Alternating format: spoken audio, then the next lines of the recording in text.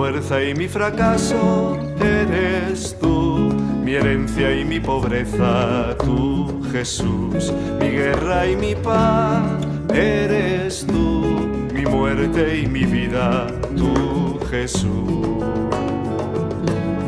Tú, mi justicia, mi libre libertad, mi tierra prometida, eres tú. Tú, mi justicia, mi libre libertad, mi tierra prometida, tú, Jesús. Palabra de mis gritos, eres tú. Silencio de mi espera, tú, Jesús. Testigo de mis sueños, eres tú. Cruz de mi cruz, tú, Jesús. Tú, mi justicia, mi libre libertad, mi tierra prometida, eres tú. Tú, mi justicia, mi libre libertad, mi tierra prometida, tú, Jesús.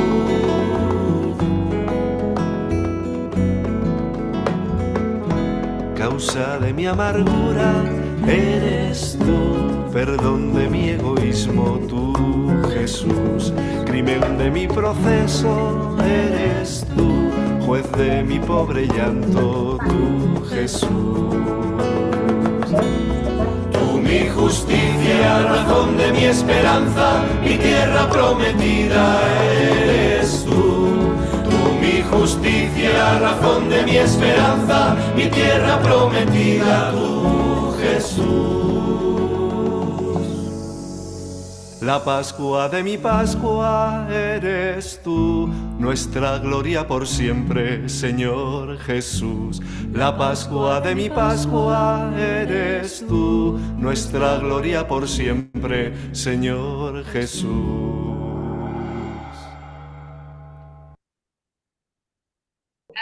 Muy buenas noches a todos nuevamente. Qué lindo estar reunidos esta noche grande en donde nuestros corazones convocan para profundizar en el amor, en la palabra, de manos de nuestro querido Padre, Monseñor Alejandro Luis, los que lo conocimos de su gran tarea en la parroquia El Faro del Callao. Nos sentimos muy emocionados de tenerlo hoy con todo el cariño y la emoción del mundo. Conociendo bien que este es un momento de oración, vamos a darle un saludo muy cariñoso a todos, por favor. Estamos teniendo los mensajes de las comunidades y de las regiones que nos visitan. Estamos con hermanos de Magdalena del Mar, de Contamana, Loreto, desde Huánuco, desde los distritos de Lima, de Chorrillos, de la parroquia San Juan de la Cruz, que a mí me toca muy especialmente esa parroquia, donde me acogió el padre Julián Barba durante muchísimos años y me dio su cariñoso abrazo fraterno.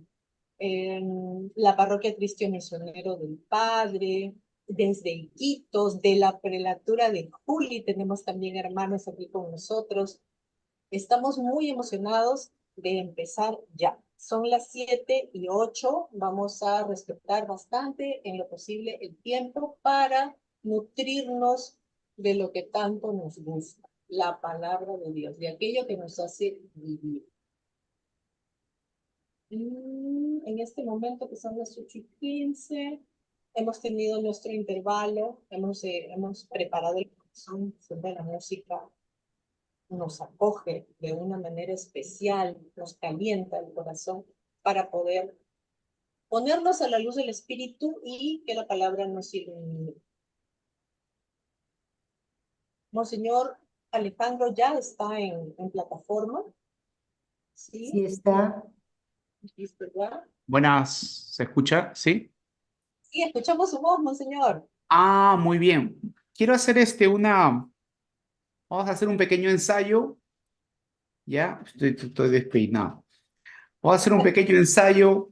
Quiero ver, Violetita, si funciona mi pizarra, ¿ya?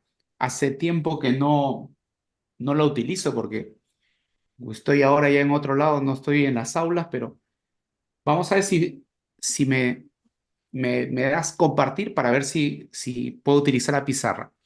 Tendríamos que ponerlo de anfitrión para que usted pueda Ajá, hacer ese trabajo, ¿verdad? Permítame un segundito. Sí. Milly, lo pones como anfitrión, ¿verdad? sí, hacemos un ensayito. Monseñor, como anfitrión. Ya, perfecto. Entonces voy a ver si ¿Me permite? puedo.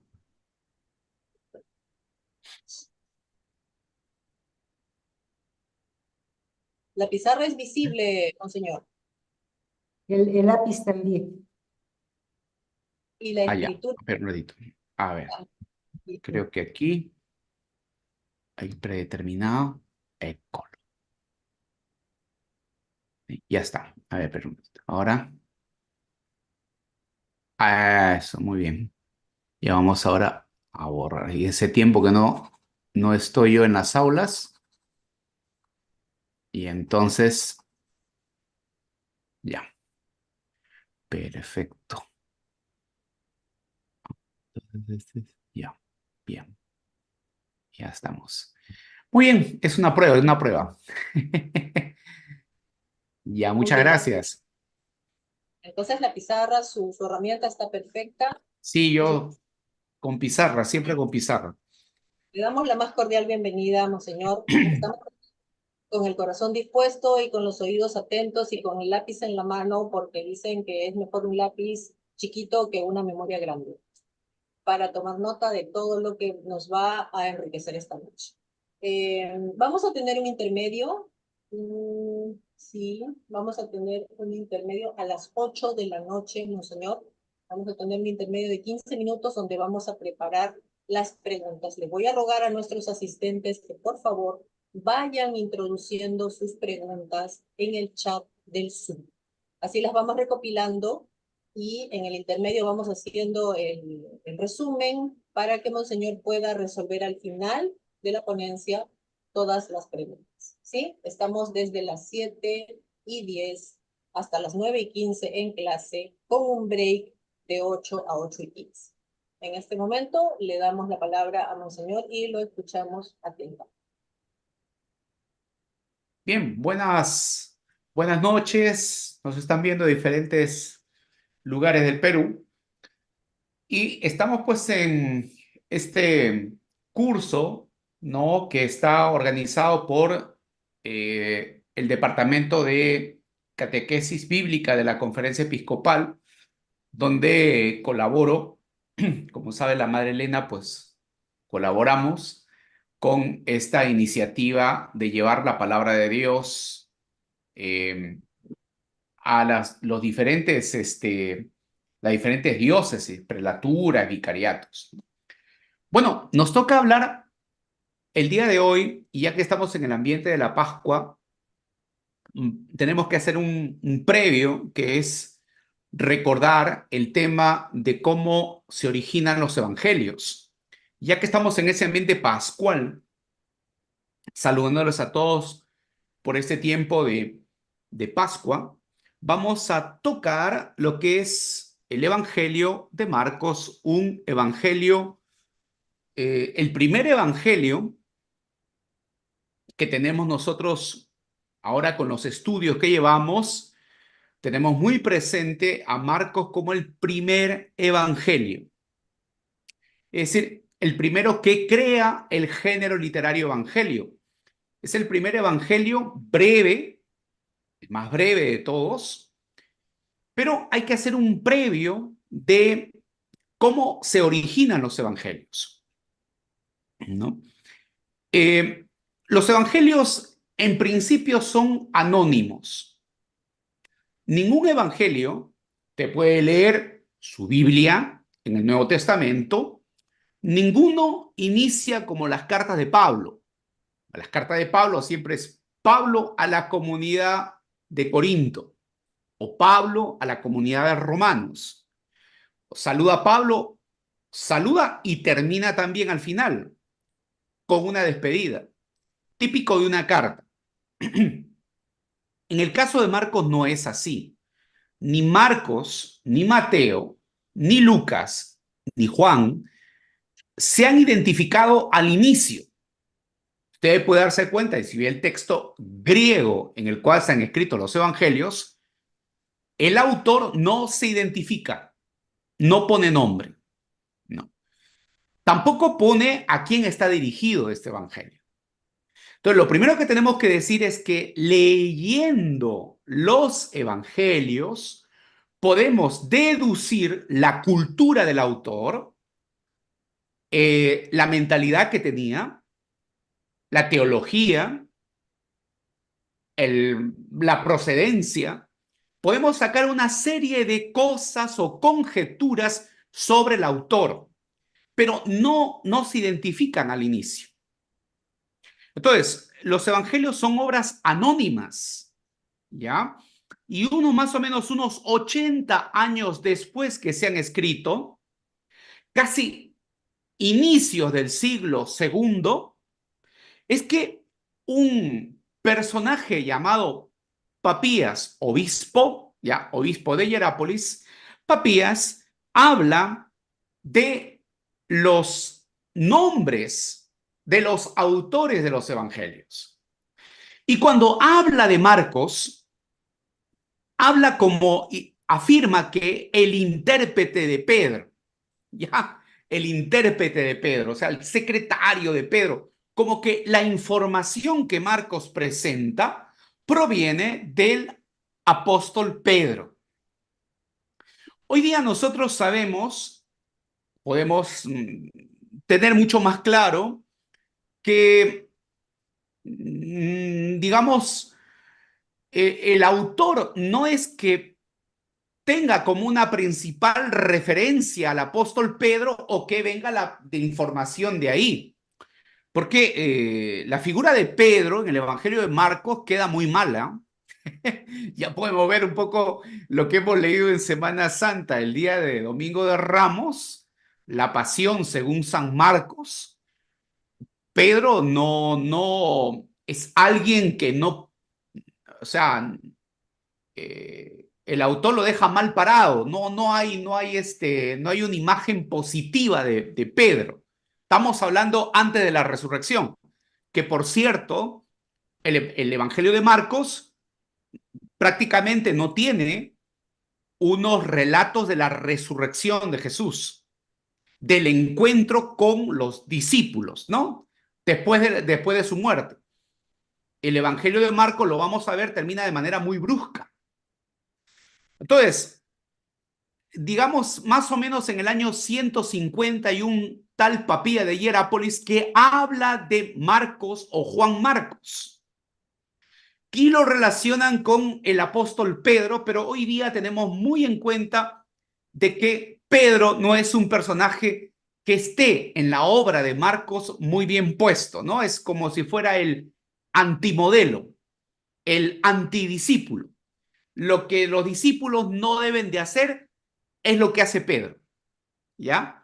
Estamos hablando del Pedro antes de la Pascua, ¿de acuerdo? Bien. Entonces, es muy interesante entender que si bien es cierto, digamos, las ediciones que usted tiene de la Biblia, cuando usted lee la Biblia, ve cómo están organizados los textos del Nuevo Testamento. Lo primero que encuentra usted son los evangelios. Pero, a ver, hay que tener en cuenta que primero son las cartas de Pablo. No crea usted que primero se han escrito los evangelios. La manera como están ordenados los libros de la Biblia o los textos, ¿no?, de la Biblia, las obras del Nuevo Testamento, son por cuestión temática. Ya, o sea, por los temas que tocan. Entonces, como tocan el primero a Jesús, entonces primero se pone la vida de Jesús o la biografía de Jesús. Y después se va a poner Hechos de los Apóstoles y después vienen las cartas de Pablo. O sea, siguen un orden temático, pero no significa de que las cartas de Pablo hayan sido redactadas después del Evangelio de Marcos. Primero está Pablo, están las cartas de Pablo, y muy después está el, eh, el Evangelio de Marcos, que es el primer evangelio. Entonces, la manera como están organizados, el Nuevo Testamento está organizado en el canon, o en, digamos, o perdón, en su edición de la Biblia, no es, digamos, cómo han aparecido, cómo han surgido estos escritos cristianos. Entonces, primero encontramos a Pablo. Y Pablo tiene una cosa muy sencilla, presenta a Jesús el Cristo, resucitado por Dios, ¿ya? Resucitado de entre los muertos, ojo, que es una frase muy importante cuando proclamamos en la Pascua, Jesús resucitado por Dios de entre los muertos. Que aquí hay un tema, ustedes habrán escuchado ya esta palabra, escatológica. ¿Qué significa? Que Dios ha resucitado. Todavía no estamos acá cuando Pablo escribe sus cartas en un desarrollo del pensamiento sobre Cristo, de que es igual al Padre, que comparte la misma naturaleza y que es de la misma condición. Eso, si bien es cierto, todavía no se llega a, digamos, a definir. La iglesia lo va a hacer más adelante en los siglos que vienen. Pero en las cartas de Pablo es Dios quien resucita a Jesús. Pero lo resucita como el primero de todos. Y lo resucita entre los muertos, ¿ya? Cosa que significa que estamos en los últimos tiempos. Digamos, como digo, es una afirmación muy fuerte de que estamos en el último de los tiempos, en el final de los tiempos. Cristo ha resucitado, el primero de todos. Bien, ahora, esto que Pablo proclama se llama el querigma, que viene de una palabra griega. Querigma viene de la palabra anuncio o querizo. El querizo era el que se encargaba de anunciar las grandes noticias en el ambiente griego. Querizo. Entonces, el querigma es esto que Pablo anuncia. Cristo ha muerto y ha resucitado, ¿no? Ha sido resucitado por Dios de entre los muertos para nuestra salvación. Lógico, conforme pasan los años, los cristianos quieren saber más sobre Jesús. Pero hay un tema fundamental. Entonces, acá sí voy a recurrir a nuestra pizarra, ¿ya? Porque la pizarra nos va a ayudar a ver más, con mayor claridad, ¿no? Lo que voy diciéndoles sobre ese tema del surgimiento de los evangelios, ¿no? Bien. Entonces vamos a ver si me ayudan, si me comparten para hacer este. Sí puedo compartir. Listo, muy bien. Entonces vamos con la pizarra. Ajá. Bien, creo que ahí se ve. Bien. Entonces lo que estoy diciendo, hermanos, es el tema de Pablo. ¿Me entiende? Estamos más o menos en el año 50. Y después, muy posteriormente, estamos hablando del Evangelio de Marcos, que es el primer evangelio en el año 65, más o menos al 70. Mateo, Lucas y Juan, ¿no? Esto estamos hablando a finales del siglo primero, en el año 100. Entonces, acá lo que Pablo anuncia es lo que hemos dicho, el querigma, ¿no? Jesucristo ha muerto, ha resucitado y ha sido resucitado por Dios, ¿ya? Ahora, lógico, con el paso del tiempo, acá no olvidemos que hay un tema que es la parusía. Eso. Esta palabra parusía es el pensamiento que hay de que Cristo ha muerto, ha resucitado, estamos en el final de los tiempos y hablamos de esta segunda venida. Aquello que Jesús ha hablado de que cuando venga el Hijo del Hombre. sea, ¿cuándo va a venir el Hijo del Hombre?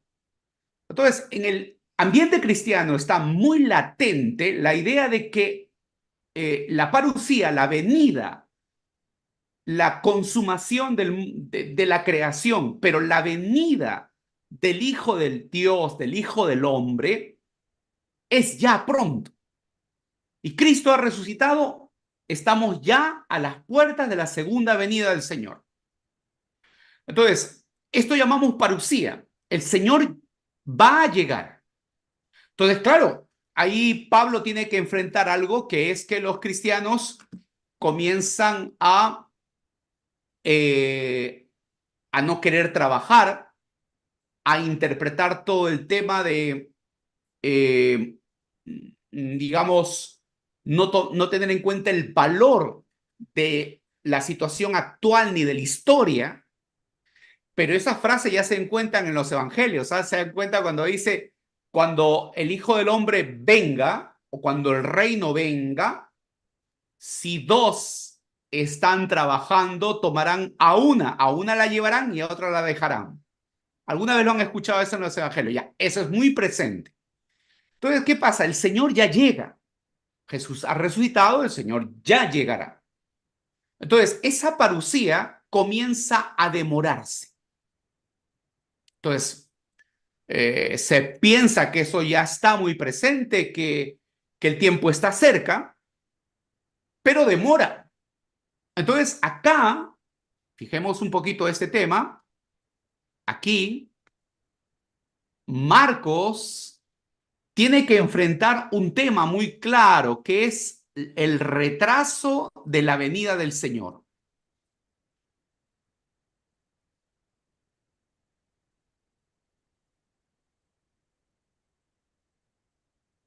¿Listo? Entonces, como el Señor demora, la iglesia tiene que seguir adelante, la comunidad cristiana. Y entonces, he aquí que en este retraso de la parusía, lógico, ¿no? Es lógico que el tiempo va avanzando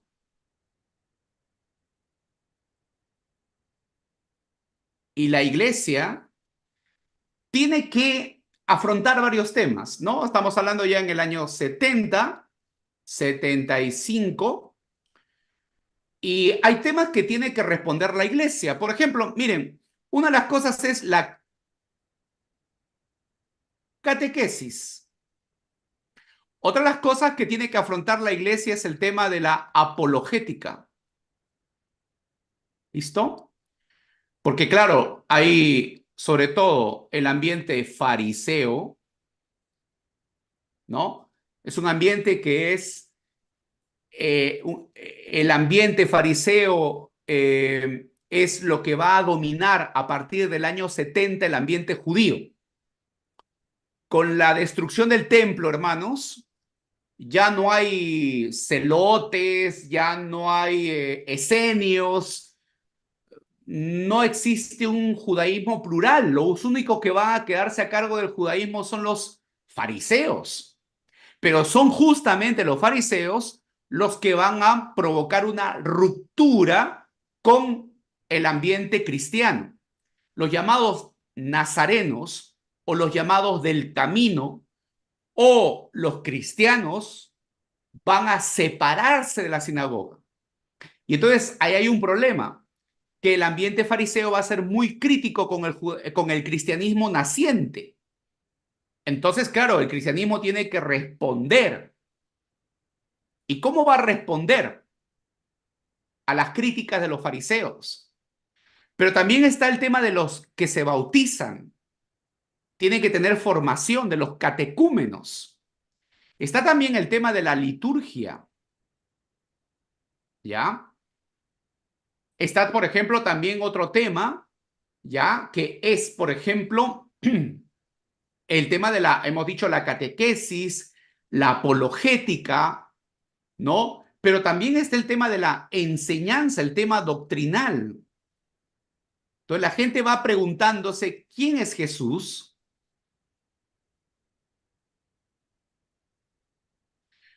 Entonces, todas estas cositas que van apareciendo para la iglesia conforme pasa el tiempo, ya la parucía va a llegar el momento en que el Señor va a llegar, pero no va a ser ahora. Eso va a demorar. Mientras la iglesia tiene que catequizar, mientras la iglesia tiene que defenderse, mientras la iglesia tiene que celebrar, mientras la iglesia tiene que comprender quién es Jesús.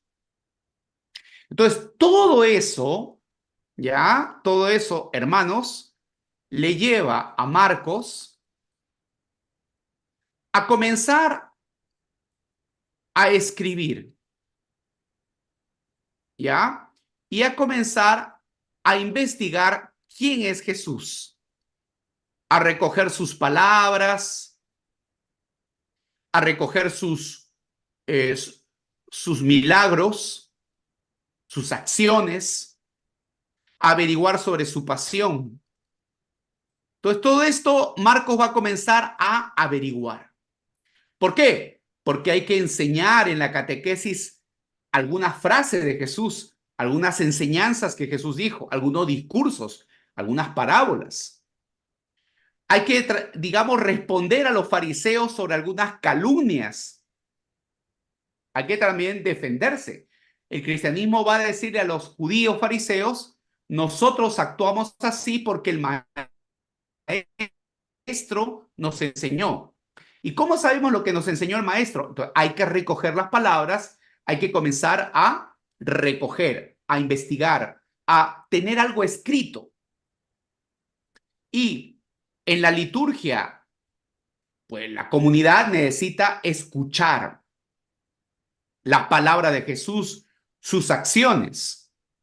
Entonces, todo eso hace de que Marcos sea el primero en que va a recoger.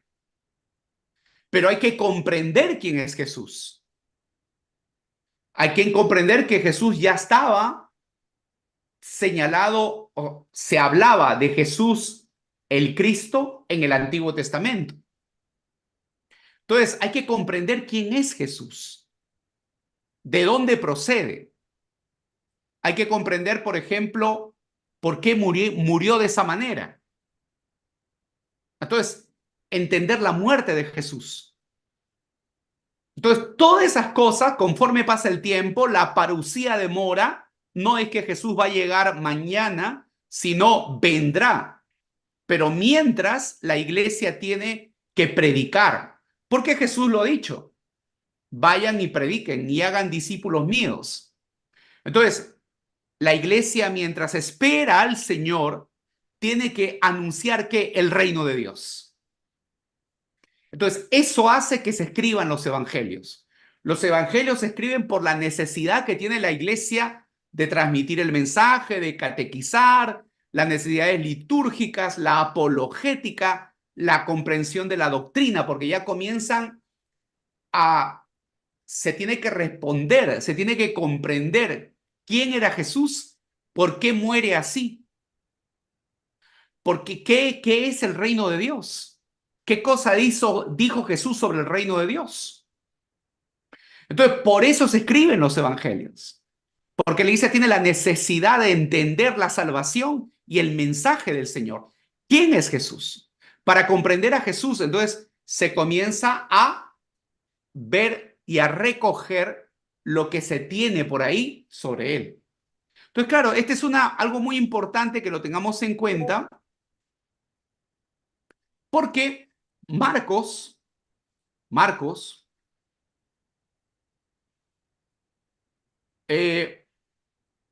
es un cristiano, ¿de acuerdo? Que vive en Asia Menor, probablemente. Su lengua es el griego, pero su pensamiento es judío. Es una persona que conoce el griego, pero piensa como judío, piensa con mentalidad hebrea. Ahora, Marcos, lo primero que se encuentra recordemos acá, son relatos de la pasión. Al parecer, había algo ya escrito sobre el tema de la pasión. Entonces, probablemente es algo que Marcos encuentra ya escrito por ahí, que antes que él escriba el Evangelio existía como una narración sobre la pasión. Pero también Marcos va a encontrar, aparte de eso, relatos de milagros. ¿De acuerdo? Relatos de milagros. Cosas que también ya por ahí circulaban o estaban escritas. ¿Ya? Y por último, Marcos encontraría seguramente frases de Jesús. En Marcos, en el Evangelio de Marcos, Marcos en su Evangelio, ¿ya? Podemos decir que tiene más un 70% de milagros. Habla, o sea, cuando leemos el Evangelio de Marcos, lo que nos vamos a encontrar son un conjunto de narraciones de milagros. Más, ¿ya? Un 20% de frases. En Marcos, Jesús habla poco. No es como el tema de Mateo, el caso del Evangelio de Juan. En Juan, Jesús para hablando y hablando y hablando y hace discursos. Y el relato de la pasión es muy importante, porque es lo primero que lo primero que Marcos encuentra, el relato de la pasión. Entonces, ¿qué hace Marcos? Vamos a ver, ¿qué es lo que hace Marcos? Marcos lo que hace, lo primero que Marcos escribe, recordemos lo siguiente, ¿ah?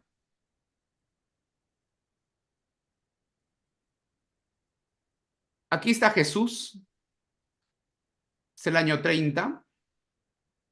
Después que Jesús muere y resucita, hay un tiempo que se le llama tradición oral. ¿Qué es la tradición oral? Jesús no escribió nada, ni tampoco dijo a sus discípulos que escriban algo. Cuando Jesús resucita, entonces Jesús toma mucha importancia. No es un maestro cualquiera, es el Señor. Y entonces, durante un espacio más o menos de 40 años, la iglesia, cuando se reúne, comienza a recordar, comienza a hablar sobre Jesús, comienza a interpretar lo que ha pasado. Y a eso llamamos tradición oral. Pero es un espacio de tiempo prolongado, ¿eh? O sea, comienza a interpretar lo que ha sucedido. Por eso es muy importante, los evangelios nacen en el ambiente litúrgico, porque las comunidades se reúnen y comienzan a hacer memoria. Ahora, por aquí, recordemos una cosa. Aquí, en esta época, ya hay pequeños escritos.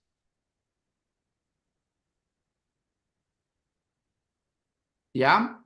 Lo que se puede llamar como mini evangelios. Pequeños escritos. ¿De acuerdo?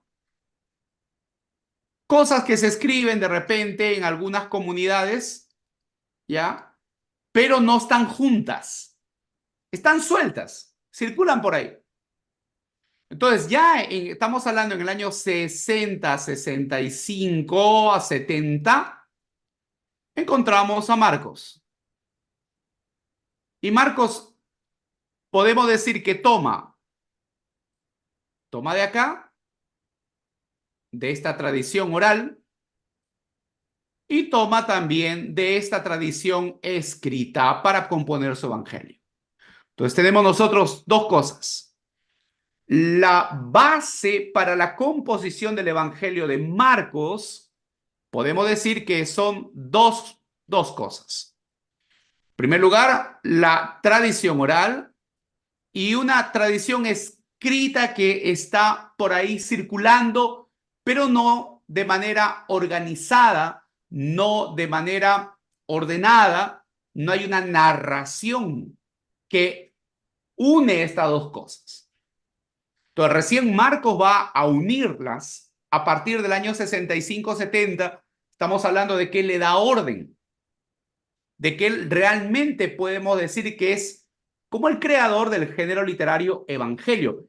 Las organiza. Entonces, ¿qué es lo que habría encontrado Marcos? Bueno, Marcos había encontrado probablemente lo primero. Marcos habría encontrado, tal vez esto vamos a ponerlo aquí entre paréntesis, un relato de la pasión, ¿no? Que va del Getsemaní, ¿no? Todo lo que es el relato de la pasión, del Getsemaní hasta la muerte de Jesús. Esto es lo primero que encuentro. Entonces, ahora, pero él tiene que organizar el relato de la pasión con las palabras, con los milagros, lo que hubo antes de la pasión. Entonces, ¿qué podemos decir? Que lo que hace Marcos es comenzar a hacer una narración ordenada, un relato ordenado de lo que ha habido antes de la pasión. Lo que ha habido antes de la pasión. ¿Qué ha habido antes de la pasión? Pues lo que ha habido antes de la pasión, pues ha habido milagros, ¿no? Ha habido, por ejemplo, palabras, discursos, ¿no? Está el tema de Juan el Bautista,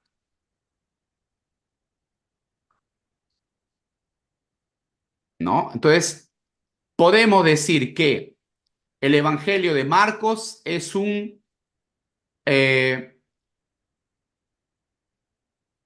relato de la pasión ampliada, ¿ya? Que va de atrás hacia adelante, de atrás hacia adelante.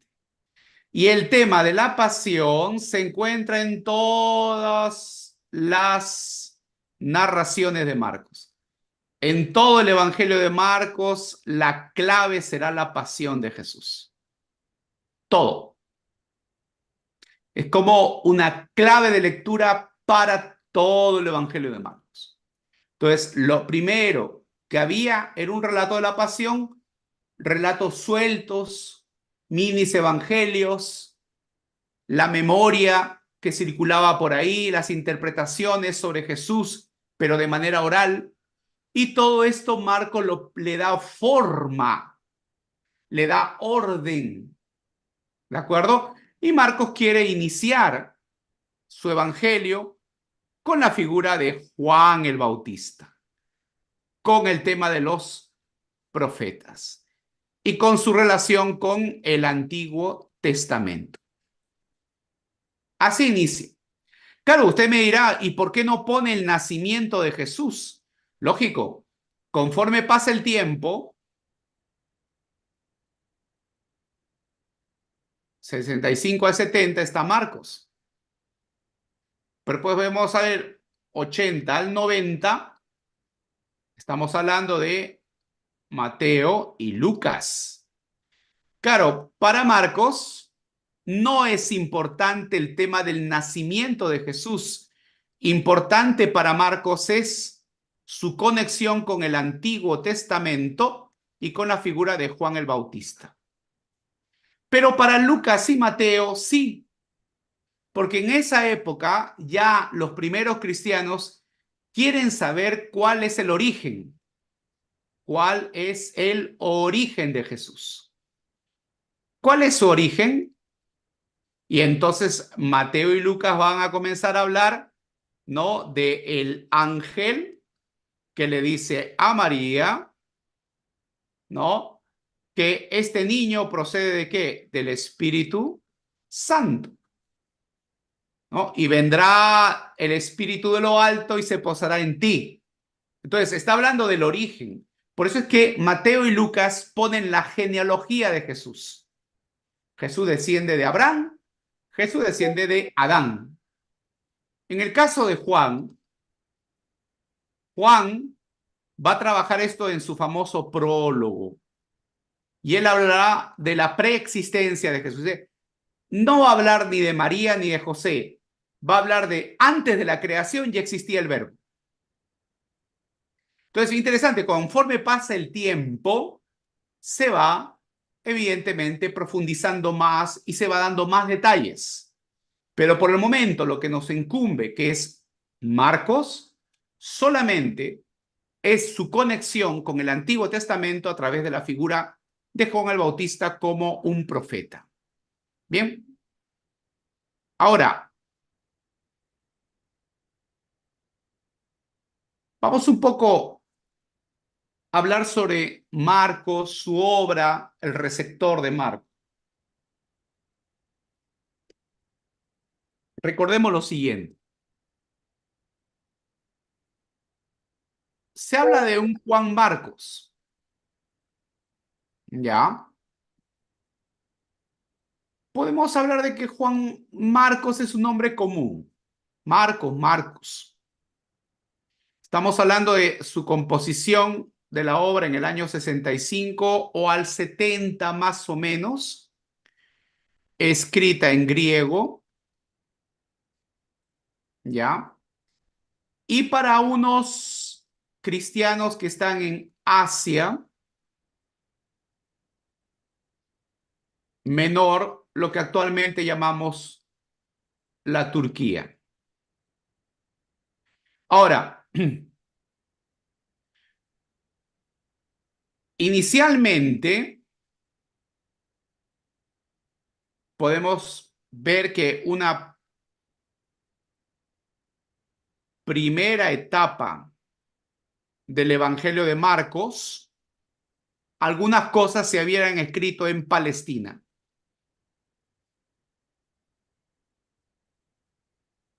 Otras en Asia Menor.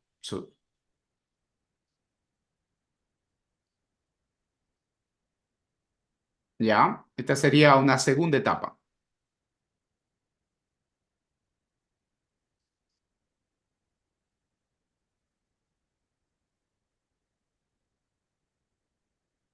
Y una tercera, ya, probablemente sería en Roma. Entonces, como digo, lo que nos interesa, ¿no? Marcos, Asia Menor, 65 al 70, escrita en griego. Y estas personas, tanto este como el autor, como las personas que leen el Evangelio, no conocen mucho del ambiente judío. O, sobre todo, no conocen mucho el ambiente de Palestina. ¿Ya? ¿Por qué Marcos en su obra trata de explicarle las costumbres judías? Cuando habla de la geografía de la Palestina, se equivoca mucho, ¿ya? Ahora, hay cositas que él, por ejemplo, utiliza frases en latín, ¿ya? Hay cosas interesantes que ahí pone como cuadrante, ¿ya? Como legión, son términos en latín, ¿ya?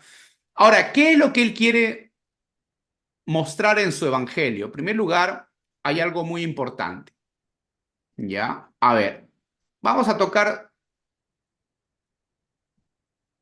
primer punto. Jesús.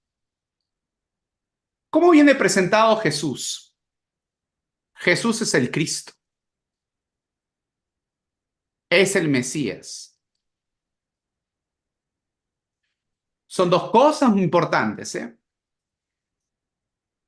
Como Mesías, ya aparece en el Evangelio de Marcos como aquel que lucha contra el mal. Es el guerrero de Dios. Para Marcos, Jesús es el guerrero de Dios. Él lucha contra los demonios, los demonios que quieren malograr la creación de Dios, específicamente el hombre.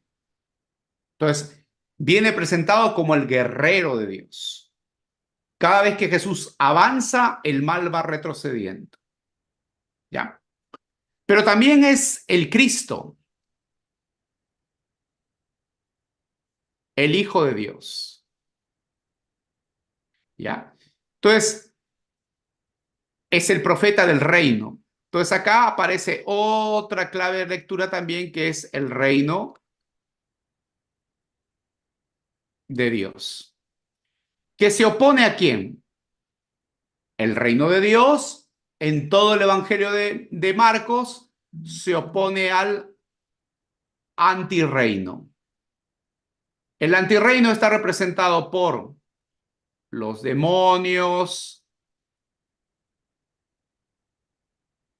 la enfermedad, ¿de acuerdo? Y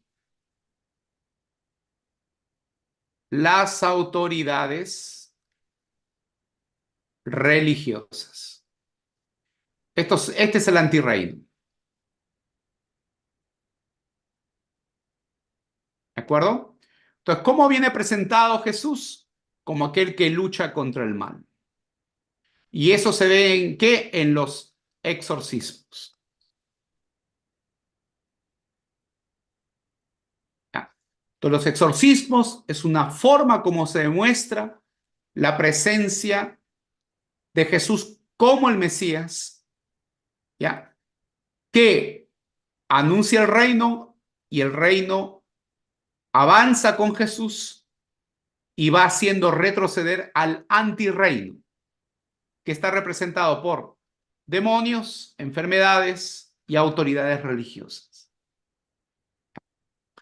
El otro tema importante, ya, el otro tema importante de este es el seguimiento de Cristo.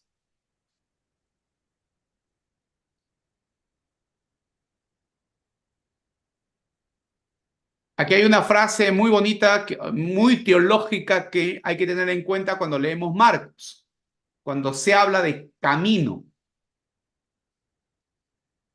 En el Evangelio de Marcos, la palabra camino indica eso. Aquí está el maestro y aquí están los discípulos. Entonces, este es el camino.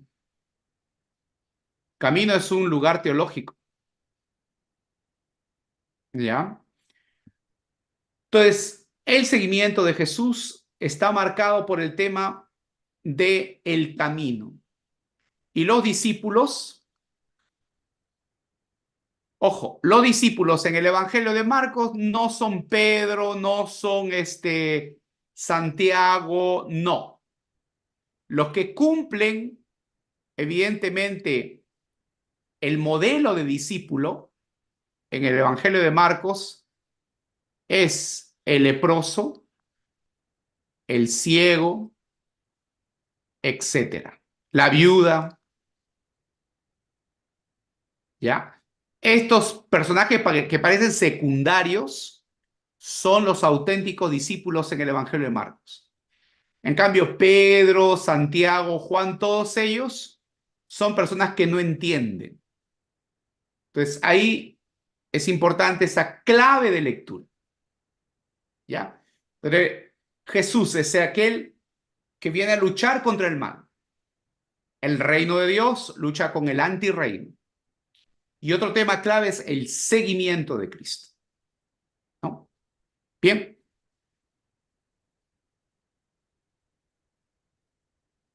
Entonces, creo que nos vamos a un descansito, ¿no? Porque vamos varios elementos que han surgido, ¿no?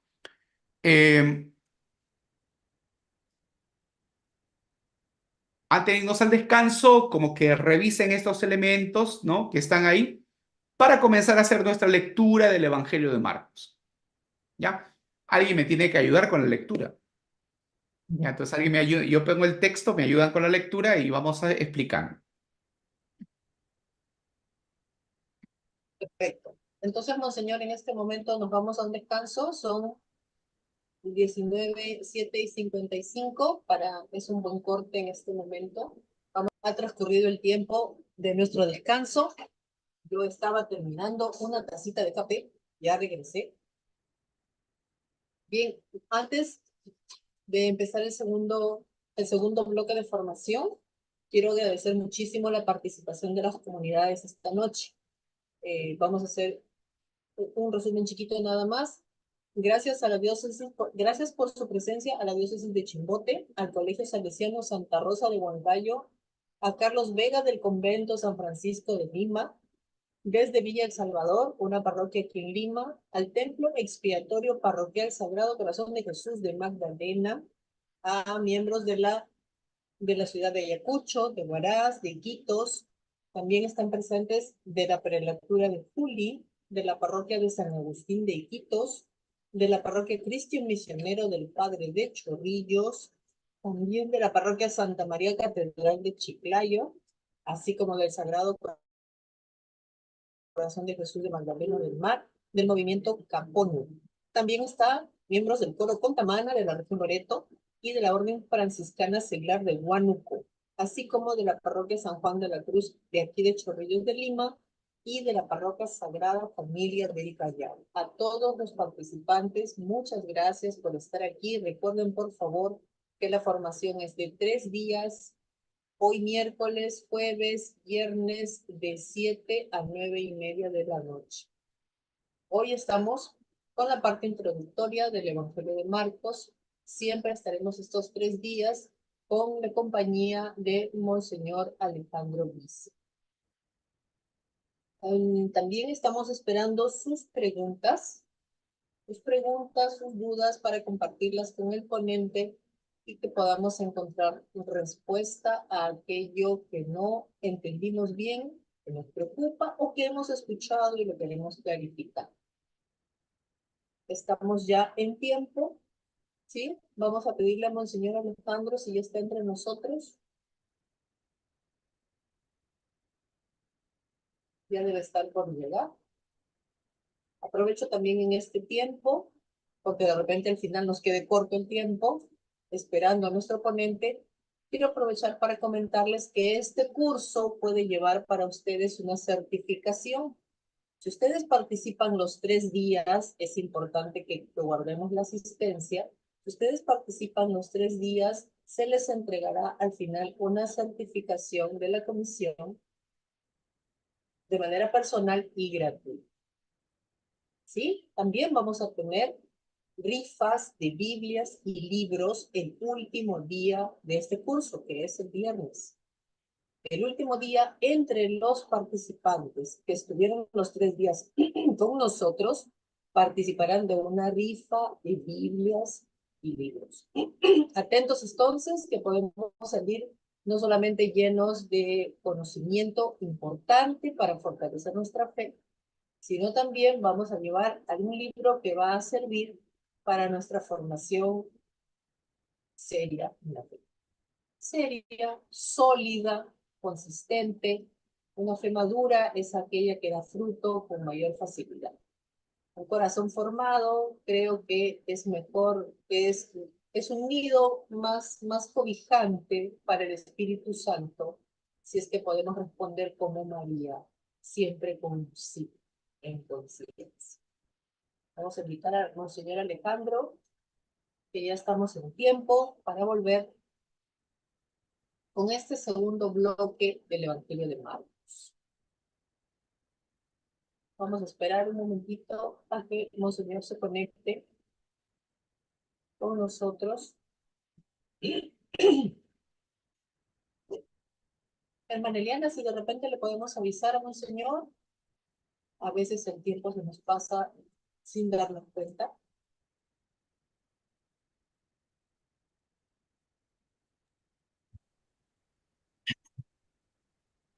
Bien. Ahí está. Monseñor, Sí, bienvenido. Aquí lo estamos esperando. bien, buenas. Entonces, ahora toca escuchar las preguntas o vamos a ir avanzando luego del comentario. Vamos a seguir avanzando en un segundo bloque su exposición sobre el Evangelio de Marcos hasta las 9, y a las 9, si hay preguntas, las respondemos. Ya. Bien, entonces, si me pueden ayudar un poco con el tema de, me ponían como anfitrión para poder poner la pizarra. Y ahora voy a poner el texto.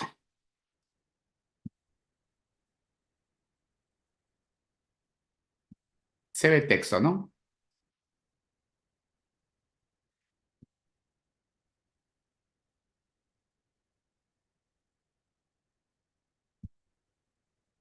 Bien.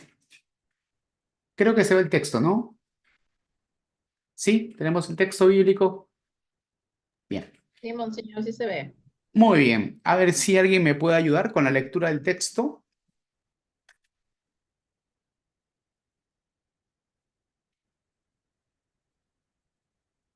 ¿Alguien se anima a hacer la lectura del texto? Ya, yo. A ver, muy bien.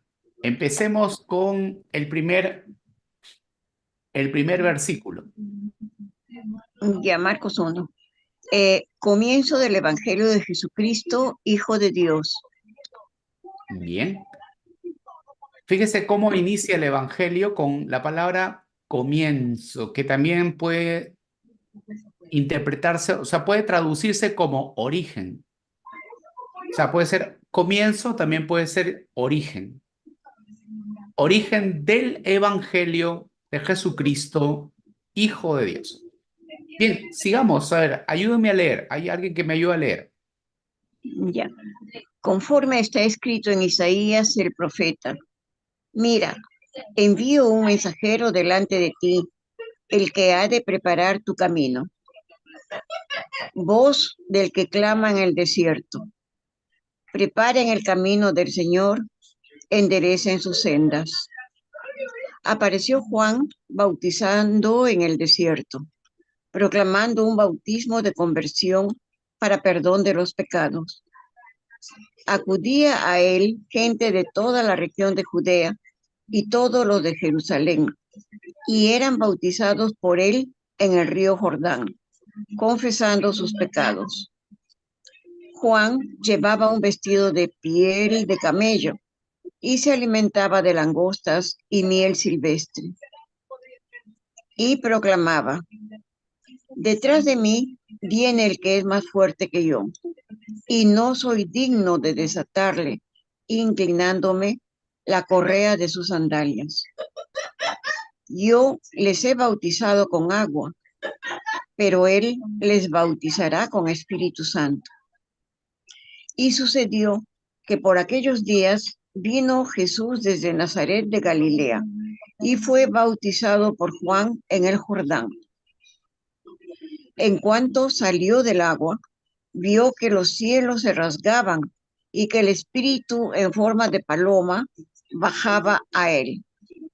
Y se oyó una voz que venía de los cielos: tú eres mi Hijo amado, en ti me complazco. A continuación, el Espíritu le empuja al desierto y permaneció en el desierto 40 días, siendo tentado por Satanás. Estaba entre los animales del campo y los ángeles le servían. Muy bien, ahí estamos. Ahora Ujú. vamos a la pizarra. Vamos a ir a la pizarra.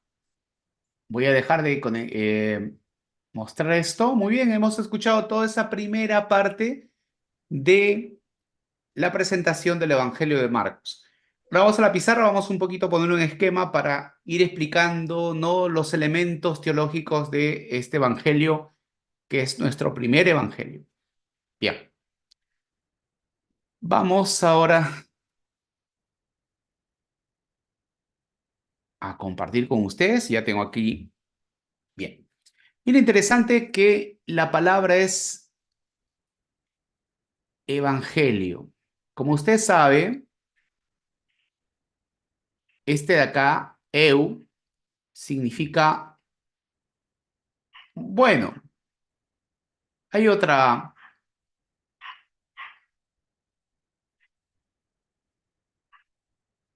es como una palabra, pero que es compuesta, ¿ya?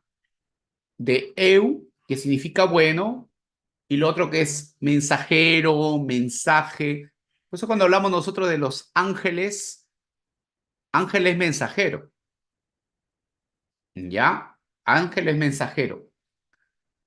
Entonces, es una buena noticia o buen mensaje, ¿ya? Buena noticia. Ahora, esta palabra también aparece en el profeta Isaías, ¿ya? Pero este término, evangelio, ¿ya? Se utilizaba en el ambiente greco-romano. Por ejemplo, vamos a poner un ejemplo. En el año 9 antes de Cristo, se anunciaba el nacimiento del emperador. ¿Listo? Del emperador. Entonces, mire, este era un evangelio. Evangelio venía a ser una noticia que afectaba a todos los ciudadanos del Imperio Romano. Afectaba a todo el mundo. Entonces, la palabra evangelio no es un invento de los cristianos. La palabra evangelio tenía un contenido político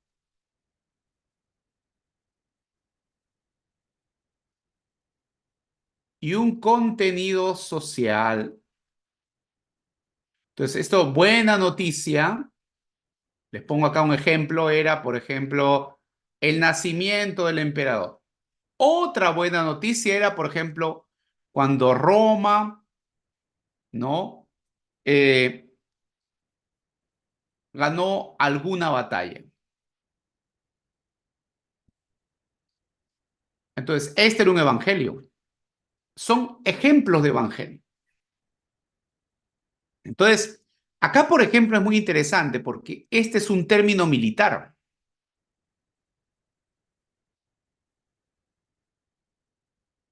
¿No? Si Roma gana una victoria, gana una batalla, es un término militar. Entonces, ¿qué hemos dicho? Que el Evangelio de Marcos presenta a Jesús que lucha contra el mal. Y entonces, ese aspecto teológico va a tener el término evangelio. Es una buena noticia porque ha llegado Jesús, el guerrero de Dios, que va a luchar contra las fuerzas del mal. Entonces, el Evangelio de Marcos está planteado como una batalla contra las fuerzas del mal. Ahora, es la palabra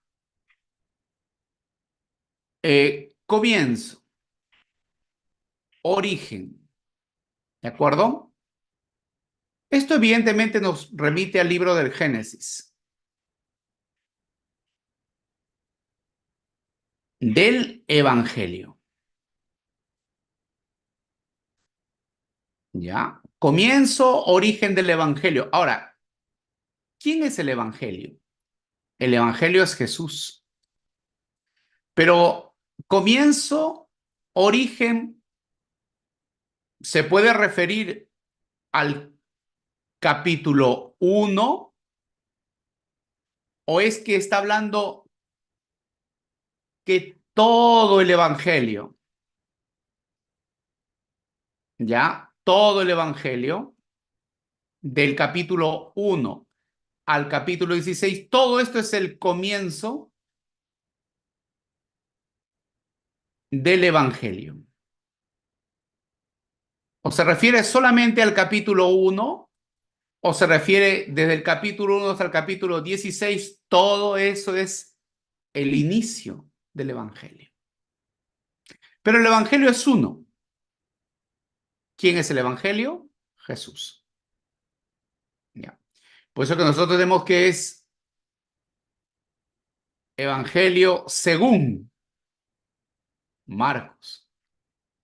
Porque el Evangelio es uno, es Jesús. Contado por Marcos, contado por Mateo, contado por Juan. ¿Ya? Entonces es muy importante este tema porque es la palabra evangelio. Lo que tratan de decir es que es la lucha del reino de Dios contra el antirreino. Y origen puede ser el primer capítulo, como puede ser que todo el evangelio es el inicio de la buena noticia. Bien, dejemos un poco esto aquí y vamos a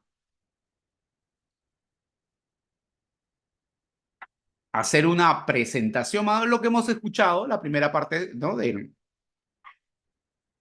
Evangelio de Marcos quiere empezar con la figura de Juan el Bautista. Y Juan el Bautista acá se presenta como el mensajero, el Bautista, como Elías. Y en la primera parte menciona el libro del Éxodo. Menciona también el texto de Malaquías 3:1. Entonces, fíjese, acá lo que está haciendo Marcos está conectando la figura de Jesús con, ¿no?, el Antiguo Testamento,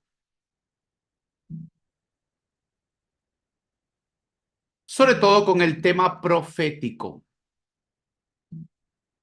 Fíjese, no lo conecta con el tema de la ley, sino con el tema profético, con el Antiguo Testamento. Ahora, la manera de presentar a Juan, en primer lugar, desierto. Ya sabemos que aquí desierto evoca el éxodo. Y acá nos está poniendo el desierto, ¿por qué? Porque aquí Jesús, ¿qué cosa es? El Hijo de Dios. Ojo con este detalle. En el Antiguo Testamento, Israel también se le llama el Hijo de Dios. Entonces, ven la relación, ¿no? Juan el Bautista es el mensajero, ¿ya? Y por eso dice, mira, envío delante de ti a mi mensajero. Es una referencia del Éxodo. Entonces Jesús viene acá a tomar el puesto de Israel.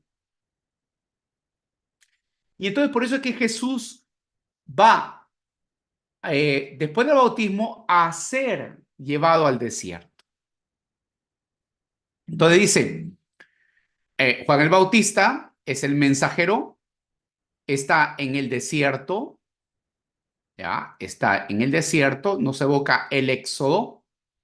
Jesús es el Hijo de Dios, pero ojo con este detalle, que Jesús es acá la figura de Israel, porque Israel es alguien que en el desierto va a sucumbir a la tentación, va a caer en la tentación. Jesús viene presentado como el Hijo de Dios, pero que en el desierto no va a caer en la tentación, sino que al contrario, va a volver al Génesis. Ahora le voy a explicar. ¿Ya?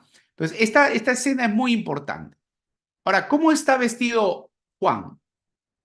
Juan está vestido como los profetas del Antiguo Testamento. ¿De acuerdo? O sea, no es la ley, ¿ah? Es el tema profético. Y acá dice que cuando Jesús llega, ya, esta escena es muy interesante.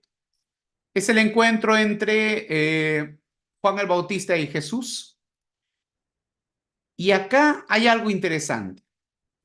Las sandalias, ¿no? Desatar las sandalias. Este desatar las sandalias es un símbolo esponsal. Porque esta escena tiene que ver con la ley del levirato. La esposa tiene que reconocer a su esposo con desatar las sandalias. Y entonces acá Juan representa a Israel. Porque claro, la relación Dios-Israel es la relación de esposo-esposa.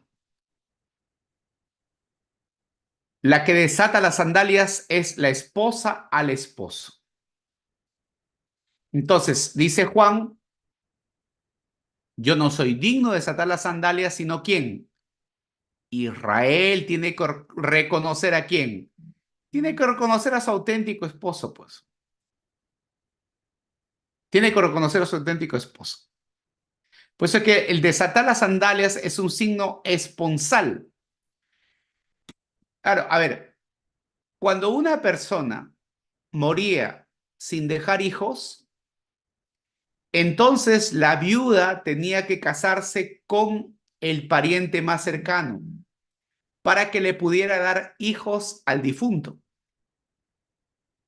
Entonces, la viuda en una ceremonia se acercaba y desataba las sandalias del pariente más cercano que le iba a tomar como esposa. Entonces, esa costumbre es una costumbre judía que viene mencionada aquí. ¿Ya? Entonces, lo que Juan está diciendo es, yo no tengo que desatar las sandalias, sino es Israel quien tiene que reconocer a su auténtico esposo. El bautismo es una escena muy importante porque dice que los cielos ¿qué dice? Rasgaron. No dice que se abrieron, sino dice que se rasgaron. Importante ese detalle, ¿por qué? Porque abrir, tú puedes abrir, pero también puedes cerrar. En cambio, cuando tú rasgas algo o rompes algo, ya no lo puedes volver a cerrar. Y quiere decir que la relación con Dios a través de Jesús es algo que se ha iniciado y ya no se puede volver atrás. Entonces, cuando Jesús llega, se sumerge, ¿dónde? Aguas. Las aguas evocan a la muerte. Cuando Jesús sale de las aguas, evoca la resurrección.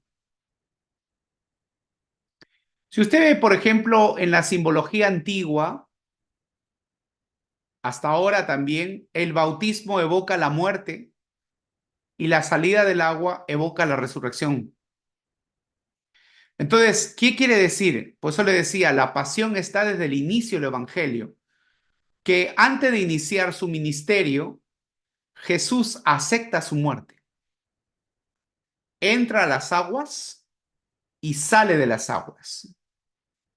Y esa escena es la que el Padre responde diciendo, este es mi Hijo amado. Dice que el Espíritu desciende en forma de paloma. ¿no? En forma de paloma. Ahora, esto de acá tiene que ver con el libro del Génesis. ¿Por qué? En el libro del Génesis se dice que el Espíritu Santo o el Espíritu de Dios aleteaba sobre las aguas. Evidentemente, acá estamos en las aguas, ¿no? Cuando Jesús sale del agua, desciende el Espíritu como si fuera el libro del Génesis, cuando todo se estaba creando. Entonces, ¿qué es lo que quiere decir? Pues lo que quiere decir es que con Jesús, Jesús es el nuevo.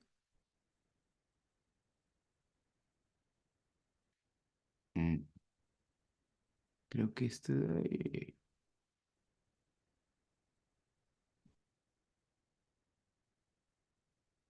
a ver.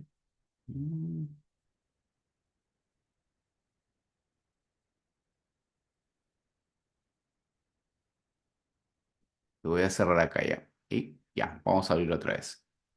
Pero creo que me han captado la idea, ¿no? La idea creo que está... Ahí vamos a ver aquí. A ver, ahora sí.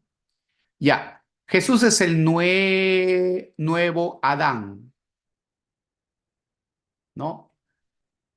Están las aguas y el Espíritu vuelve a descender.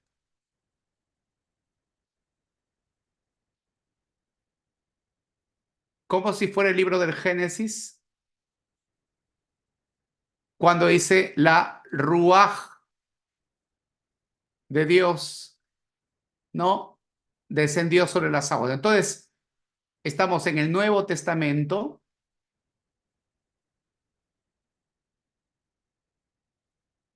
y estamos hablando de que Jesús es el nuevo Adán y por tanto hay una nueva creación. ¿De acuerdo? Entonces, con Jesús llega una nueva creación. Jesús desciende a las aguas y el Espíritu baja a las aguas. Porque en el libro del Génesis, cuando Dios hace la creación, el Espíritu aleteaba sobre las aguas. Entonces, Jesús, al ser sumergido en las aguas, acepta su muerte. El bajar es morir. El salir del agua es resucitar. Ya desde el inicio, Jesús está aceptando su muerte. Y por eso el Padre habla. Este es mi Hijo amado, mi predilecto. 3 veces hay una intervención del cielo. Acá, en el capítulo 1, el cielo se abre y una voz se escucha y dice, este es mi Hijo. ¿De acuerdo?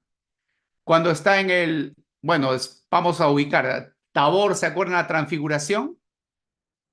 Estamos en el capítulo, me parece que es 9. ¿Ya? El Padre nuevamente habla. Este es mi Hijo.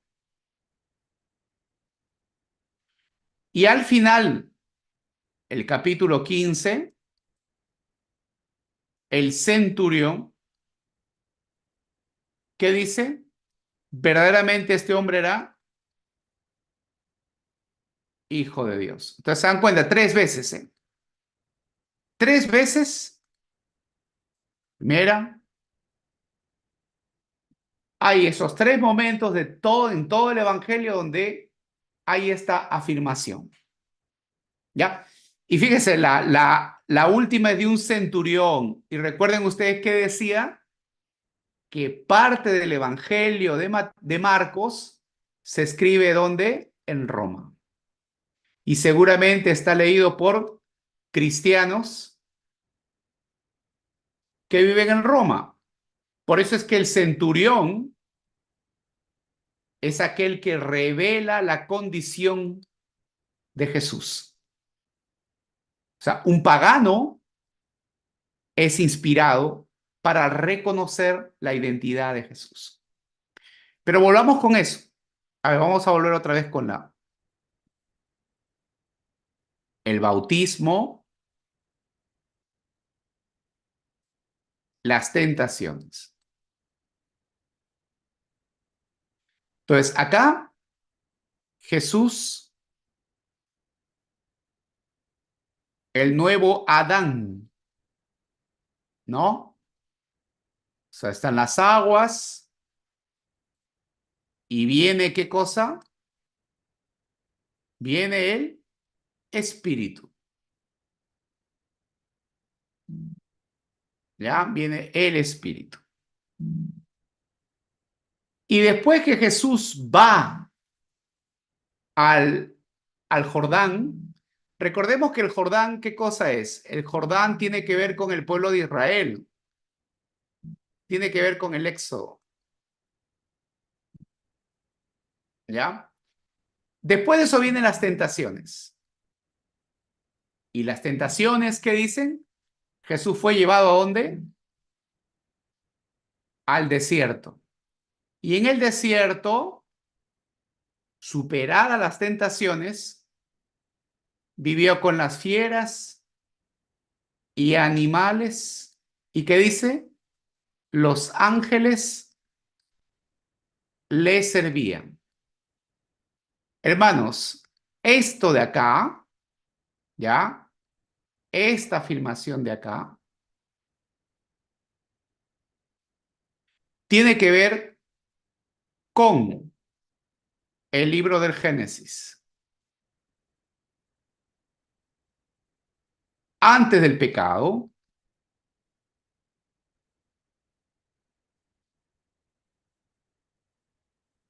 Adán era servido por los ángeles. Y antes del pecado, el hombre convivía con los animales. Entonces Jesús, el nuevo Adán, superado las tentaciones, quiere decir que nuevamente el hombre vuelve a recuperar su estado original. Entonces, para Marcos, Jesús es el nuevo Adán. Es el nuevo Adán. Y para Marcos, Jesús, desde el inicio de su ministerio, acepta su muerte en la cruz. El bautismo es el descenso a las aguas. La salida de las aguas es la resurrección. Ahora, y Jesús va a hacer el mismo camino de Israel. Entonces, claro, por eso lo estoy diciendo, es el tema del éxodo está muy presente ahí. Pero bueno, quedémonos con esta imagen. Bautismo y tentaciones. Jesús es el nuevo Adán.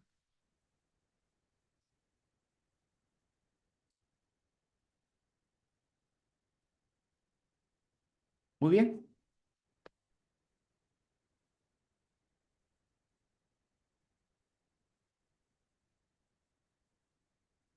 ¿Algunas preguntas? ¿Estamos dentro del no? Sí, gracias, monseñor Alejandro. Sí, estamos dentro del tiempo.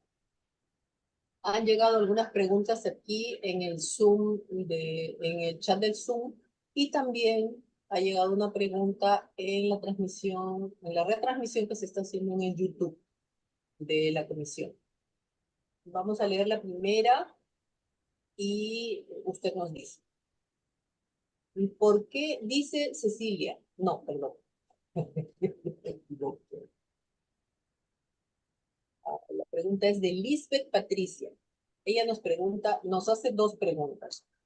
¿Por qué Marcos no es el primer libro de la Biblia? ¿Y por qué Juan, llamado Marcos, no se confundía con Juan, el discípulo amado, o Juan el Bautista?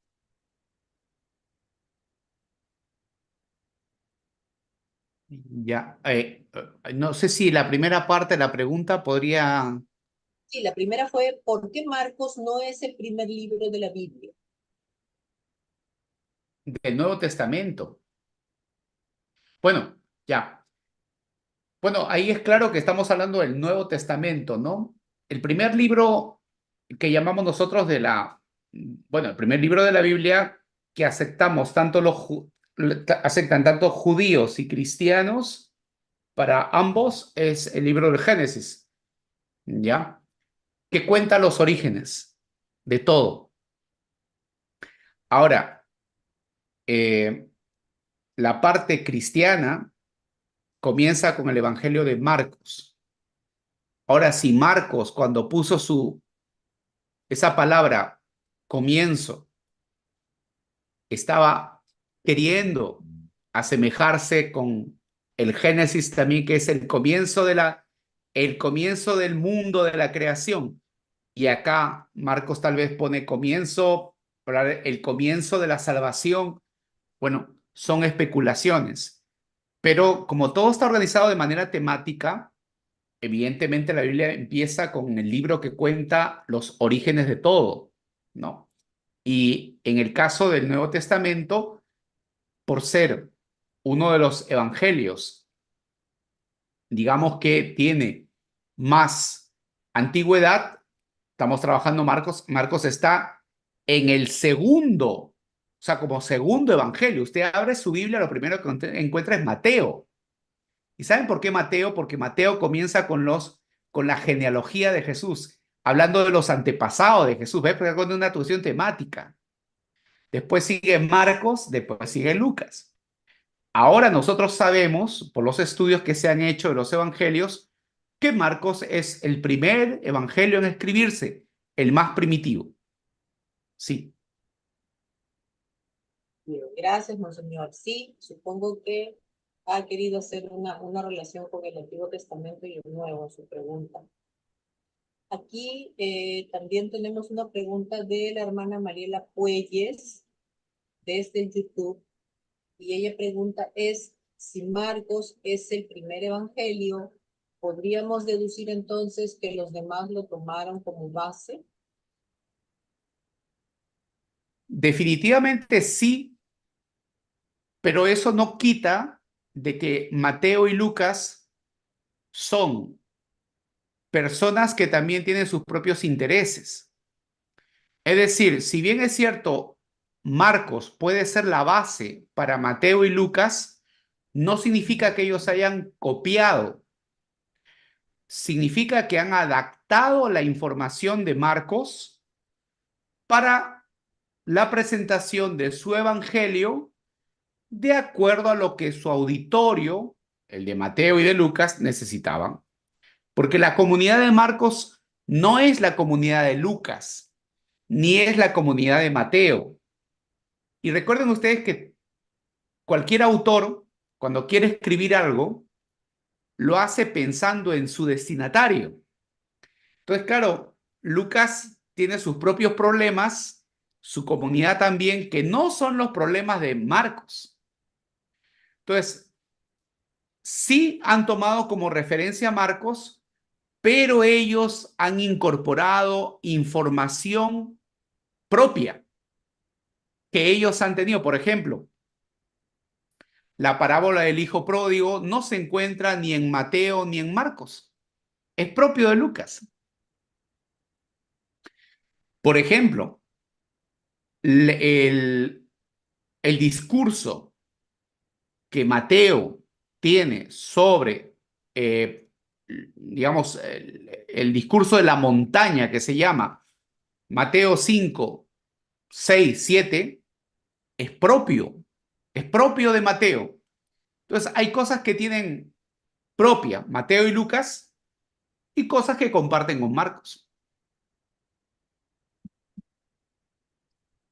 Gracias, monseñor Alejandro. Yo quería hacerle una pregunta que siempre, ahora cuando usted nos ha dibujado tan claramente cómo es que Marcos toma la información para hacer su evangelio, le quería consultar entre la información que él toma son los relatos, los evangelios, los relatos de la pasión, los milagros y otras actividades más de Jesús.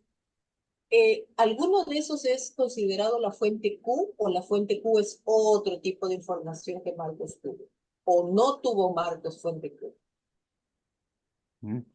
Sí, vamos a ver.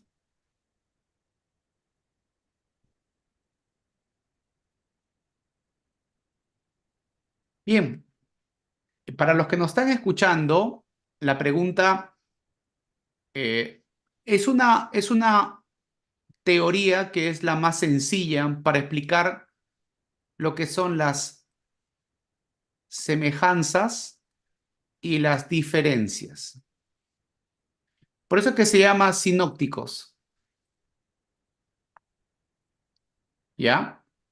Porque esta viene de sin, que es eh, una mirada en conjunto, ¿no? Una visión oxis, ¿no? Entonces, de acá viene oftalmólogo. Entonces, sinopsis significa una visión en conjunto, ¿ya? Una observación, una mirada en conjunto. Y es que, claro, nosotros si ponemos en paralelo el Evangelio de Mateo, Marcos y Lucas, si lo ponemos así en paralelo en columnas, podemos hacer una comparación. Y entonces podemos ver, por ejemplo, podemos ver las cosas que, digamos, semejanzas, pero también podemos ver las diferencias.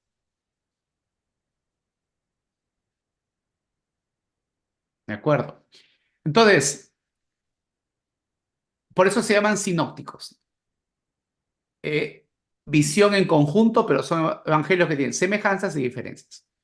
Claro, las semejanzas, y es por una razón que lo han mencionado, que Marcos, al escribirse en esta época, y después Mateo y Lucas, de hecho que Marcos era conocido por Mateo y Lucas, porque era un evangelio que circulaba, era un evangelio que era leído, circulaba, ¿no? Entonces sí, tienen algo en común. Como he dicho acá, se presenta más el tema de las obras. Sin embargo, hay lo que hemos visto, discursos que provienen, y esta es una teoría, de una fuente que nosotros llamamos Q por la palabra Quelle, que en alemán significa fuente. ¿De acuerdo? Ahora, ¿qué hay acá? Pues acá hay dichos, discursos, frases. De hecho que aquí en Marcos también hay discursos, también hay frases. No todos son acciones de Jesús. Y probablemente también en una presentación que podemos hacer los sinópticos, podemos encontrar algunos dichos, algunas frases sobre todo, no discursos, sino frases que están presentes también en Marcos. ¿Ya? Porque esta fuente llamada Q es mucho anterior a Marcos. Esta fuente Q es anterior al Evangelio de Marcos. Como digo, tiene frases, dichos, sobre todo, ¿saben qué? ¿Por qué presenta tanto discurso, frases y dichos? Porque se quiere presentar a Jesús como maestro de manera sapiencial. Entonces es una fuente que quiere presentar a Jesús como maestro. ¿De acuerdo? Entonces, probablemente que al ser antes de Marcos, seguramente encontramos algo de Q, algunas frases en Marcos.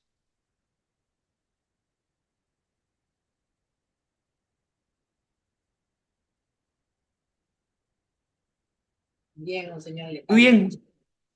Bueno, Ha sido entonces, un tiempo realmente para rumiar con bastante detenimiento y una exposición, le agradecemos mucho, bastante clara, bastante sencilla que invita a la reflexión. Vamos a continuar en la clase mañana jueves y después el viernes para ir profundizando más en el Evangelio de Marcos, que es el primero, es el más corto y es el en el que también se apoyaron Lucas y Mateo para complementar la información para sus comunidades. Le agradecemos muchísimo, Monseñor, este tiempo que ha compartido con nosotros y lo esperamos mañana también a las 7 de la noche que empezamos como hoy. 6:30 está el equipo coordinador para los detalles técnicos que se puedan presentar. Antes de ello, quiero repetir la información que dimos en el break, que el certificado que a las personas que participen estos 3 días se les va a otorgar un certificado. Será gratuito y por favor entonces mantengamos la asistencia para poder tener este documento que la comisión otorga. Y también para el último día vamos a tener rifas de Biblias y de libros, también para las personas que van a estar los 3 días con nosotros, como una bonificación muy especial para la asistencia. Ahora quiero por favor pasarle, darle entrada a la hermana Eliana Salas, que tiene algunas buenas noticias para todos nosotros.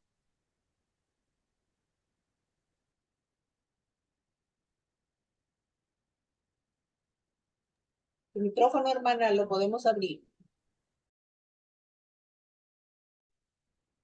Saludos para todos y felicitaciones, porque estamos aprovechando esta posibilidad de una mejor formación en la Biblia, en los evangelios. Y alguien preguntará, me preguntó, ¿y por qué Marcos? Ya Monseñor nos ha explicado que los evangelios en buena parte nacieron en un contexto litúrgico, ¿no? En las memorias que se hacía de Jesús, en las reuniones comunitarias de las primeras comunidades. Ahora, como este año, en este ciclo, vamos a leer a Marcos, vamos a escuchar a Marcos todos los domingos, casi todos los domingos, entonces nos resulta muy importante conocerlo un poco mejor, de una manera más adecuada, ¿cómo decir? Más articulada, no solo por pedacitos, ¿no? Y lo que quería decirles es que desde la comisión quisiéramos continuar de alguna manera este curso. Y entonces todos los primeros jueves de cada mes vamos a acercarnos, vamos a seguir acercándonos a Marcos. En algunos momentos, en algunos pasajes y también en algunos personajes. Les anuncio también que para el mes de la Biblia, para septiembre, ofreceremos un subsidio sobre algunos discípulos que aparecen en Marcos. Algunos ya los han nombrado, Monseñor, ¿no? El tema que trabajaremos, estos encuentros formativos los vamos a tener los primeros jueves de cada mes.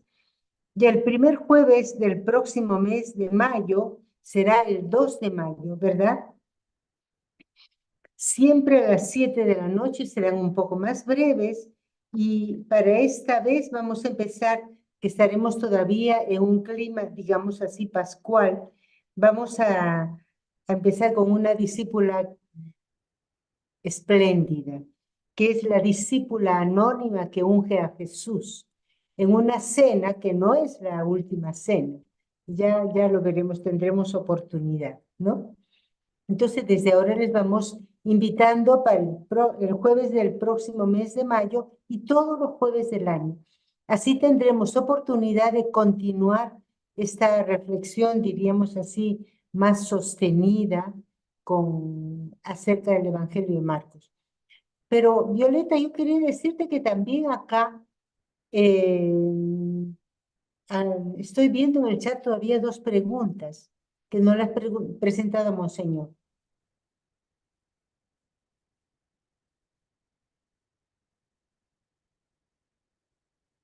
Si gustas, te lo leo.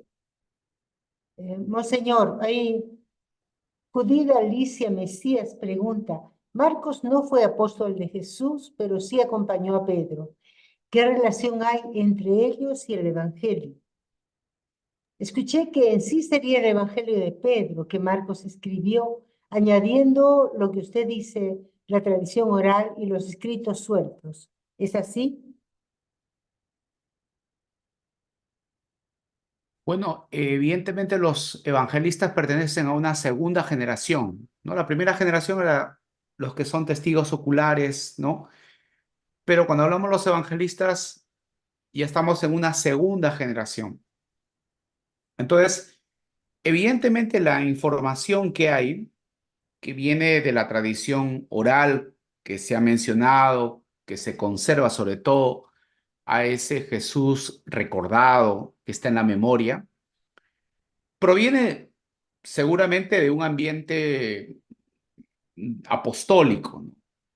Y la primera comunidad cristiana, o sobre todo los que han dado nombre a los evangelios, Juan Marcos, y en este caso, como hablábamos de Papías, lo que quieren asegurar es de que, o tratan de decir con esto que era secretario de Pedro, es que realmente lo que está en los evangelios procede del ambiente apostólico, que el contenido de los evangelios no es ninguna invención de los evangelistas, sino que procede del ambiente apostólico, sea de Pedro, sea de algún otro apóstol, pero procede del ambiente apostólico. Entonces, claro, se ha tratado de vincular la figura de Mateo, no, porque si Mateo siempre se ha pensado que es Mateo el Leví, el publicano. Entonces, Juan, el Evangelio de Juan, Juan el apóstol, ¿no? Pero bueno, ese es otro tema que seguramente en algún momento se explicará. Pero en el caso de Lucas y Marcos, que no aparece como nombre de ninguno de los apóstoles, entonces había que relacionarlo con alguna figura apostólica. Lucas con Pablo y Marcos con Pedro. Proceda de Pedro o no, la intención es esa, ¿ya? De que aquello que está en los evangelios procede del ambiente apostólico, procede del ambiente apostólico, ¿no? Hay otra pregunta acá. En cuanto a su forma y estructura, ¿el Evangelio de Marcos tiene alguna analogía con los otros libros de la Biblia? Creo que usted un poco lo ha adelantado con el tema de los sinópticos, pero puede completar un poco más una respuesta para Roque Cóndor. Bueno, lógico que hay, digamos, al hacer una biografía de Jesús, los tres, hay mucha semejanza. Estamos hablando de los otros evangelios, ¿no? Mateo y Lucas, ¿no? Hay semejanza de la geografía, o sea, del viaje de Jesús, Galilea a Jerusalén en un año, ¿no?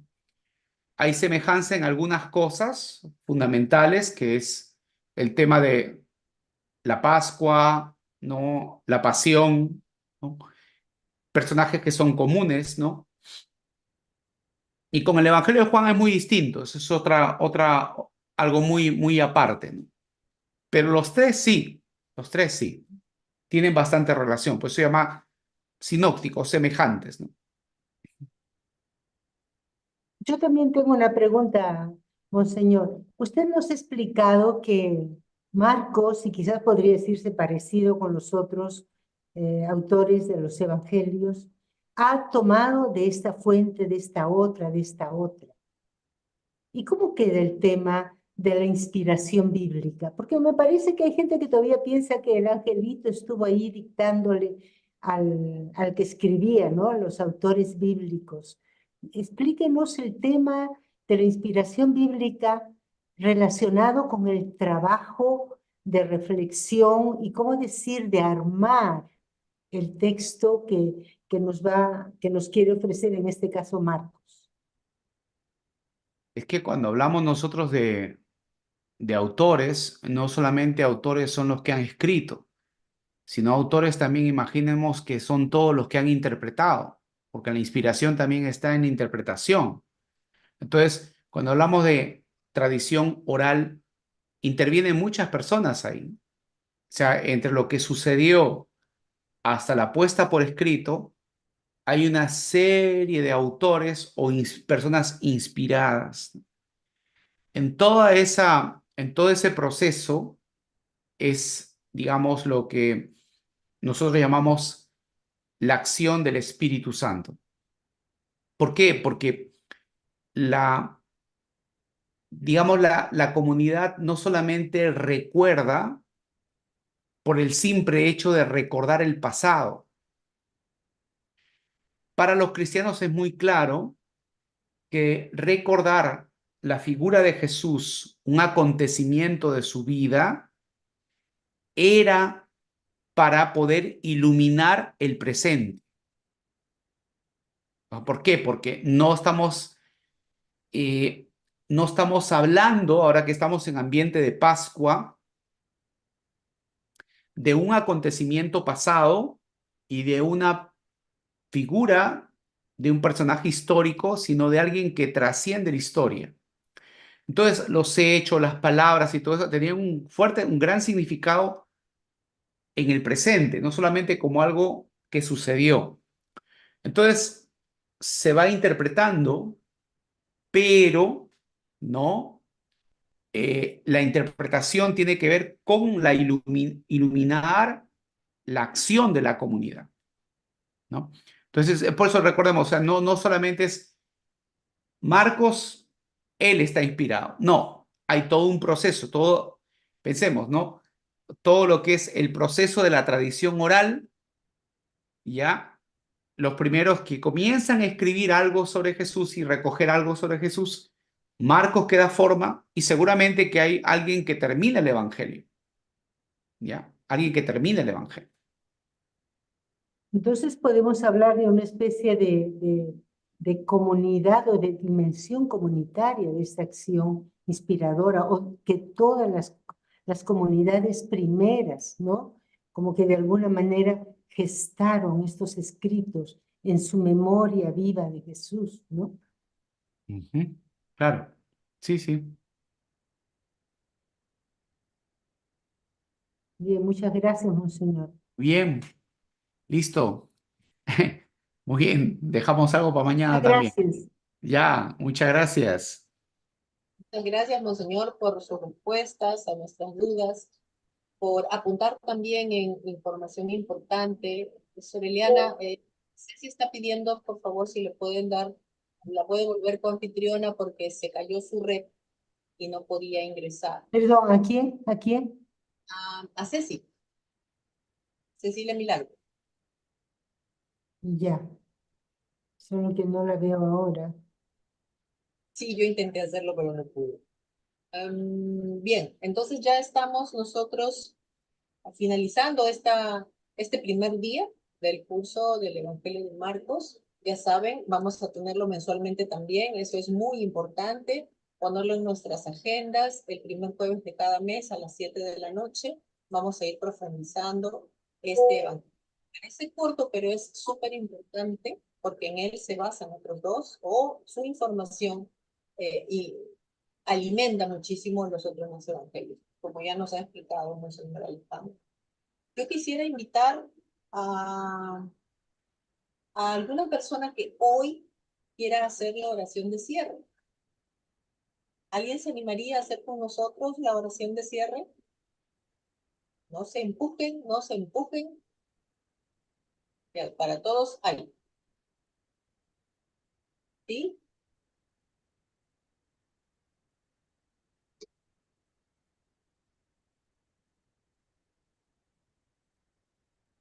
¿Me escuchan? Porque me dicen que acá hay problemas con el audio.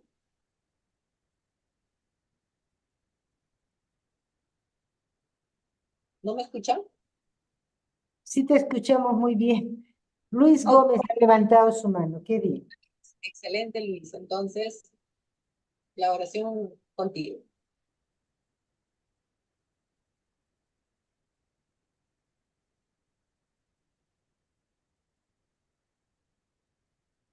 Ajá, me dicen que hay que deshabilitar. Hermana Eliana, ¿puede deshabilitar? ¿Puede abrir el micrófono de Luis, por favor? Porque estamos todos muteados para la Claro, conferencia. pero no puedo, no encuentro a Mil. Luis Mira, Gómez. ya. Perdóname, Luis y Ángel, también hay un Ángel que toca la guitarra. No, me he desconectado con Milagros, que es la que organiza esto. Yo voy a terminar la oración, ¿sí? Por hoy. Mañana les seguimos invitando para mañana. Señor Jesús, que te reconocemos ahora como aquel que aceptó la muerte por nosotros y resucitó. Te damos gracias por este tiempo que nos concedes para entrar mejor en tu mensaje. A través del Evangelio de Marcos, nos hemos vuelto a encontrar con la fe robusta de las primeras comunidades, de los primeros creyentes. Quisiéramos ser también nosotros ahora estos discípulos y discípulas tuyos que seguimos preguntándonos quién eres y seguimos intentando llevarte a la vida en nuestra propia experiencia, en nuestro propio testimonio. Gracias por esta oportunidad de formarnos en la Sagrada Escritura. Te prometemos que queremos continuar, acercarnos con seriedad al Santo Evangelio. Amén. Amén. Nos Y saludamos hasta mañana, les esperamos a las 7. Algunos llegaron creo que tardecito desde su trabajo, ¿no? Pero les invitamos a las 7 mañana, ¿sí? Hasta mañana. va a quedar seguramente en el YouTube de que les han dado el Sí, enlace para que así lo es. puedan pasar nuevamente. Ana Sofía Acevedo, estoy trasladando tu pregunta para el equipo de catequesis para que nos digan cómo van a ser los cursos mensuales y a los que son de costo no, Mañana porque daremos un informe más preciso del tema de catequesis. ella está fuera de Perú, entonces quiere mayor información. Ah, ya, muy bien. Y antes de irnos con respecto a la asistencia, que es Ceci, gracias a Dios, antes de que se le caiga el internet, lo pudo poner aquí en el chat. Recuerden que la asistencia está siendo tomada con su nombre en el ingreso que hacen a la plataforma de estudio aquí del Zoom. Así que no se preocupen, están tomando la asistencia automáticamente.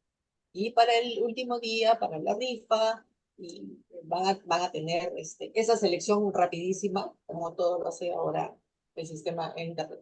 Un gran abrazo para todos y los esperamos mañana a las 7. Gracias, Aureliana. Gracias, Monseñor, por su presencia. Gracias, Viole, gracias a todos, gracias a Monseñor, no nos escucha ahora, pero que sienta nuestro gracias. Gracias, gracias a todos.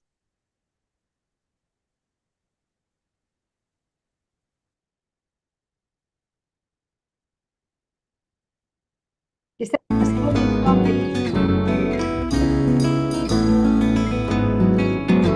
Mi fuerza y mi fracaso eres tú, mi herencia y mi pobreza tú, Jesús, mi guerra y mi paz eres tú, mi muerte y mi vida tú, Jesús.